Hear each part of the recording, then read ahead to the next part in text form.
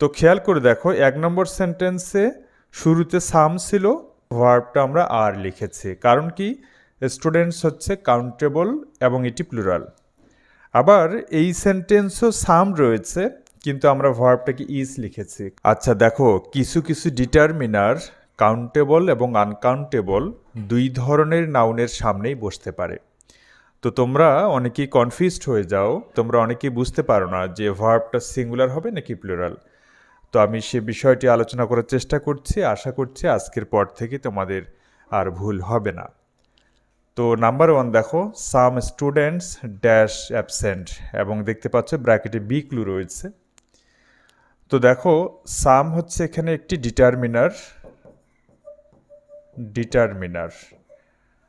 তো মনে রাখতে হবে যে সামের পরে যে নাউনটা আছে, এই নাউনটার সিঙ্গুলার নাকি প্লুরাল, এই বিষয়টা তোমাকে দেখতে হবে।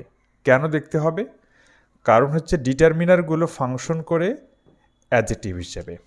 আমি আবার বলছি, ডিটারমিনারগুলো নাউনের আগে বসে এবং সেগুলো ওই সেন্টেন্সে অ্যাডজেক্টিভ হিসেবে ফাংশন করে। তো অ্যাডজেক্টিভ অনুযায়ী কিন্তু কখনো ভার্ব বসে না। তো সাম যদি অ্যাডজেক্টিভ হয়, আমাদের মেইন নাউন বা হেড নাউন হচ্ছে স্টুডেন্টস এবং এটি হচ্ছে প্লুরাল। তো যেহেতু বি ভার্ব ক্লু দেওয়া আছে, তার মানে এখানে অবশ্যই আর হবে। দেখো, some students are absent. Okay, number 2, some water dash in the bottle, এবং ব্র্যাকেটে বি ক্লু রয়েছে। তো দেখো, একটু আগে আমরা যেটা দেখলাম যে সাম হচ্ছে একটি প্লুরাল ডিটারমিনার, সেটা কাউন্টেবল নাউনের আগে বসে, যেমন স্টুডেন্টস এখানে কাউন্টেবল নাউন। আবার এটি আনকাউন্টেবল নাউনের আগেও বসে, যেমন ওয়াটার হচ্ছে এখানে আনকাউন্টেবল। আরও একটা গুরুত্বপূর্ণ ব্যাপার, যখন সাম কাউন্টেবল কোনো নাউনের আগে বসে, তখন সে নাউনটাকে আমরা প্লুরাল করতে পারবো। যেমন স্টুডেন্ট, এটা স্টুডেন্টস আমরা লিখেছি।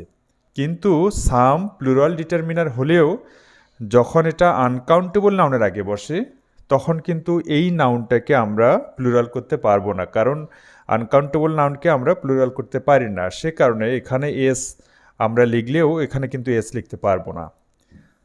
তো একটু আগে আমরা যেটা দেখলাম যে এটা ডিটারমিনার এবং এটি এই সেন্টেন্সে অ্যাডজেক্টিভ হিসেবে ফাংশন করছে। ওয়াটার হচ্ছে মেইন নাউন বা হেড নাউন। তো এখানে মনে রাখবা যে আনকাউন্টেবল নাউন সবসময় সিঙ্গুলার ভার্ব অ্যাকসেপ্ট করে, অথবা আনকাউন্টেবল নাউনের পরে সিঙ্গুলার ভার্ব বসে।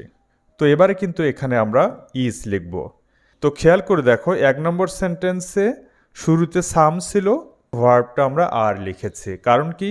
স্টুডেন্টস হচ্ছে কাউন্টেবল এবং এটি প্লুরাল। আবার এই সেন্টেন্সও সাম রয়েছে, কিন্তু আমরা ভার্বটাকে ইজ লিখেছি। কারণ কি?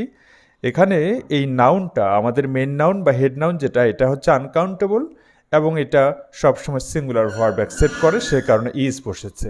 ওকে, number 3, all students dash present, এবং ব্র্যাকেটে বি ক্লু রয়েছে।